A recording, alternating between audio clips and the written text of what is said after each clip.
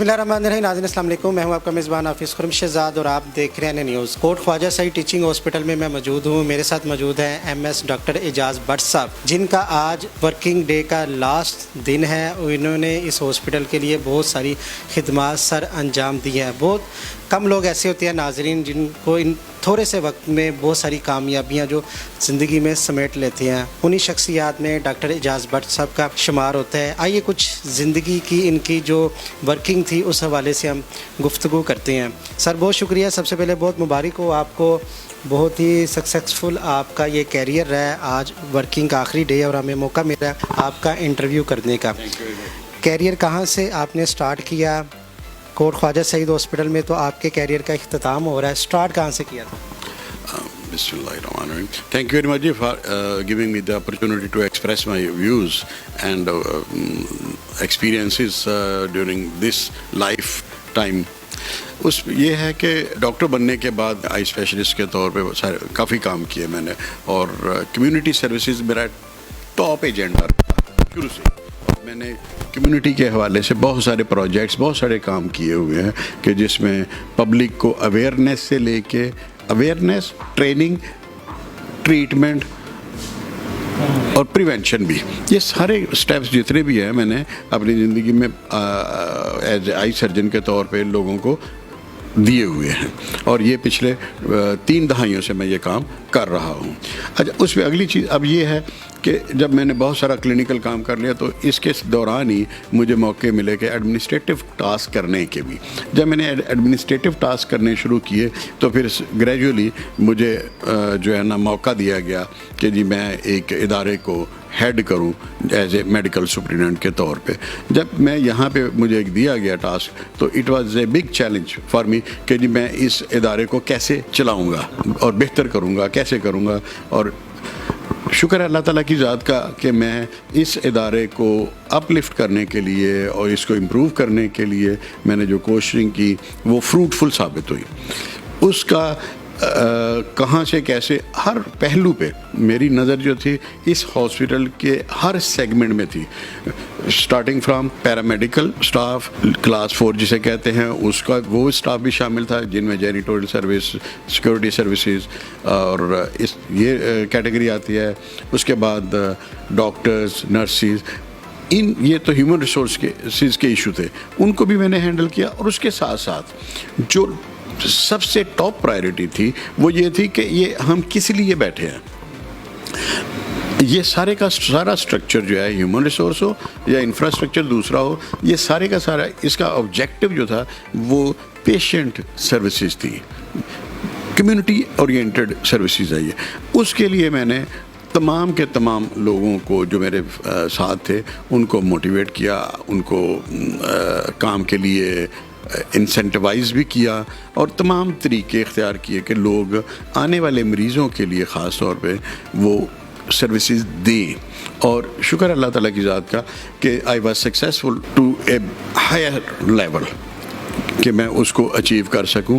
और इस वक्त सूरत हाल जो इस हॉस्पिटल में है कि मेडिसिन की अवेलेबिलिटी के हवाले से जो सबसे ज़्यादा लोगों की नज़र में बात होती है कि जी हम फ़लाँ हॉस्पिटल में जाते हैं वहाँ पे मेडिसिन नहीं मिलती। इस वक्त मैं 100% अगर नहीं कहूँगा तो 99% मेडिसिन जो है ना लोगों को मिलती हैं। OPD के पेशेंट्स को ज़रा थोड़ा सा कम हो जाता है, लेकिन बाकी एमरजेंसी, इंडोर, वो सारे के सारे मरीज़ they are more than happy. मैंने अभी अपने फंक्शंस को मद्देनज़र रखते हुए ताज़ा तरीन मैंने विज़िट किया था चंद दिन पहले भी, मैं देखूं कि अपने तौर पे भी पता करूं, मुख्तलिफ़ लोगों के पास जाके पूछूं कि भाई आपको कोई प्रॉब्लम है। एक तो रूटीन टास्क तो होता ही रहता है कि लेकिन अब चूँकि मेरा टेन्योर के आखिरी मराहल पे था मैं, तो मैंने कहा कि why not to ask the people directly. और मैं मुख्तलिफ़ वार्ड्स में भी गया और वार्ड्स के बाहर बैठे हुए लोगों से भी मैंने पूछा कि जी बताएं जी आपके कोई प्रॉब्लम तो नहीं है। जैसे हमारे डायलिसिस के हवाले से लोगों को बहुत सारे इश्यूज़ होते हैं और मेरा नहीं ख्याल कि वहाँ पे कोई एक भी बंदा हो जिसने कहा हो कि जी मुझे दवाई नहीं मिलती, मुझे फ़लाँ नहीं होता या ये नहीं होता। हॉस्पिटल के डॉक्टर साहब बात करें तो आपने काफ़ी यहाँ पर जो काम है डेवलपमेंट के वो करवाए हैं। 16 सेंटर की अगर बात की जाए या जहाँ डायलिसिस जो सेंटर आपने बनाया उसकी बात की जाए, कोई ऐसा काम जो आपके टनोर में रह गया हो जिसका आपको दुख हो कि आपने सारे काम कंप्लीट कर? اچھا دیکھیں جی، یہ ڈیولپمنٹ تو ایک لامتناہی کام ہے، اس کو تو ہم روک نہیں سکتے، اور یہ کبھی ختم نہیں ہوتا.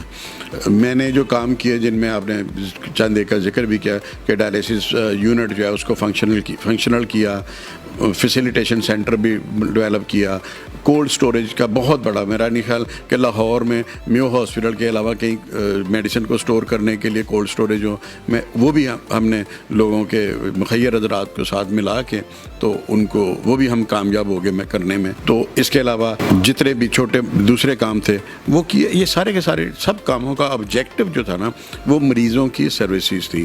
ہاں جو آپ نے پوچھا سوال ذرا مشکل صحیح ہے کہ میں یہ بتاؤں کہ جی کون سا کام ایسا رہ گیا.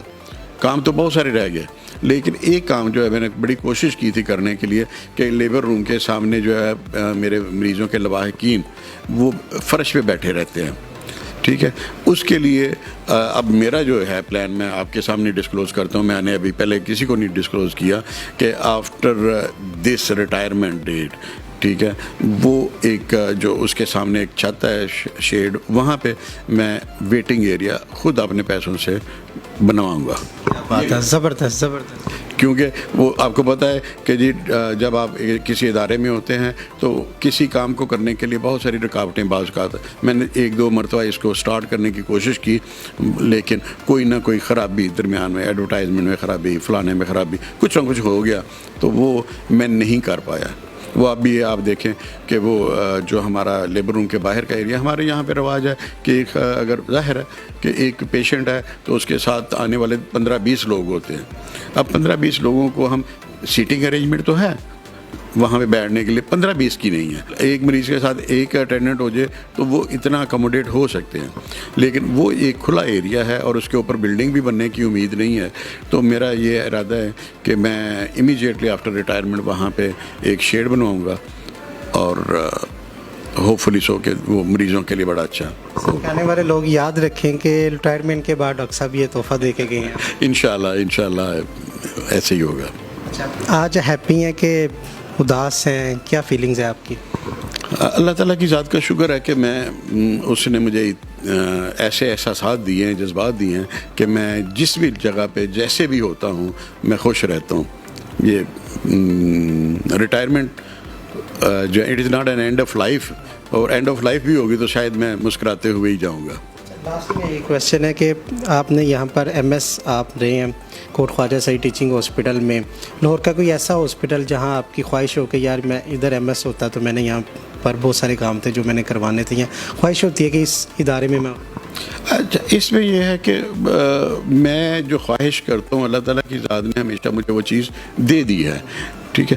میری یہ سوچ تھی کہ میں اس لیول کے ہاسپٹل کو تو مینیج کر سکتا ہوں، ٹھیک ہے، میرے اپنی فیلنگ تھی. تو اگر میں بڑے کا سوچتا تو شاید اللہ تعالیٰ کی ذات مجھے وہاں پہ بھی موقع دے دیتی، لیکن میرے اندر میری سوچ تھی کہ بھئی اس کو تو کرو.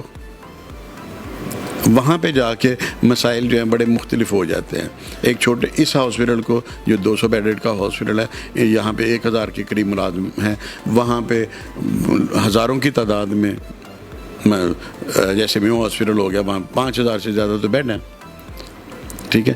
تو وہ ایک میرا نہیں خیال ریگریٹ کوئی نہیں ہے، افسوس کوئی نہیں ہے مجھے اس حوالے سے کہ جی میں وہاں پہ کیوں نہیں ہوں تو یہاں پہ کیوں. لاسٹ میں جاتے جاتے ایک میسیج دے جائیے گا جو لوگ ایم ایس کی سیٹ پہ پروموٹ ہونا چاہتے ہیں یا جو ایم ایس بنیں گے، کیا ڈیوٹی کرنی چاہیے، کس طرح کام کرنا چاہیے، ان کا ورک کس طرح کا؟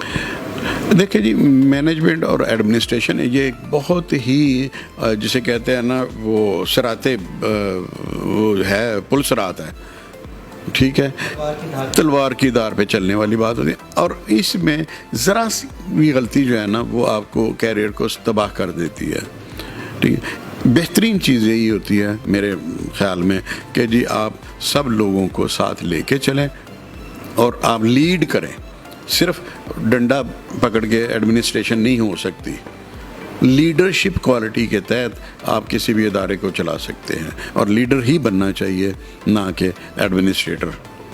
بہت شکریہ سر، بہت مبارک ہو آپ کو آپ کے کامیاب career. Thank you very much جی، بہت شکریہ آپ کا بھی. جی ڈاکٹر اعجاز بٹ صاحب ہمارے ساتھ موجود تھے جی. ایک مثال ہے انہوں نے جس طرح شمالی لاہور کا یہ ہاسپٹل ہے اس پہ اوپر جو ورک کیا ہے یہاں پر جو مریض ہیں ان کا بہت زیادہ یہاں پر لوڈ ہوتا ہے, تو جس طرح انہوں نے یہاں پر ایڈمنسٹریٹر کا کام کیا وہ بہت لائق تحسین ہے. اور سب سے خوبصورت بات یہ تھی کہ یہاں پر ایک جو لیبر روم ہے وہ ان کے جو مریض ہوتے ہیں ان کے لواحقین کے لیے یہاں پر سٹنگ ایریا نہیں ہے, تو اس کے لیے وہ یہاں پر چھت مہیا کرنے جا رہے ہیں, سٹنگ لگانے جا رہے ہیں, وہ بھی اپنی پاکٹ منی سے, تاکہ کل کو آنے والے جو وقت کے جو یہاں پر MS ہوں گے یا جو بھی لوگ آئیں گے وہ یاد رکھ سکیں گے کہ ڈاکٹر اعجاز بٹ صاحب اپنی پاکٹ منی سے یہ ایک سہولت انہیں فراہم کر کے گئی ہیں. اور یقیناً یہ ایسی سہولت ہے کہ جو ثواب دارین بھی ہے اور آخرت میں بھی یہ کام آئے گی. اور کچھ اس طرح کے کام کر کے ہمیں جانے چاہیے جو دنیا میں بھی کام آئے اور ہماری آخرت میں بھی کام آئے. اس کے ساتھ اپنے میزبان حافظ خرم شہزاد کو دیجیے گا اجازت. اللہ نے کے بعد.